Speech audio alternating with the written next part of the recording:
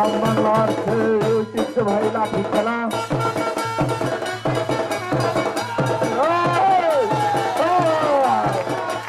কল্যাণ সমিতির আয়োজনে হলে কোনো প্রশ্ন নেই।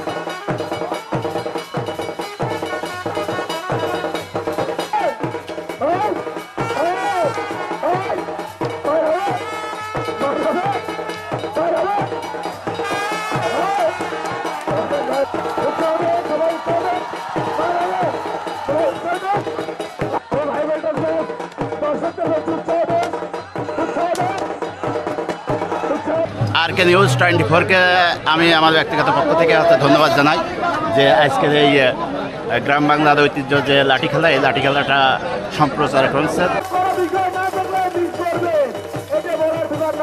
দেখানোর বিষয়, দেখার বিষয়, অনেক সুন্দর এবং অনেক সুন্দর।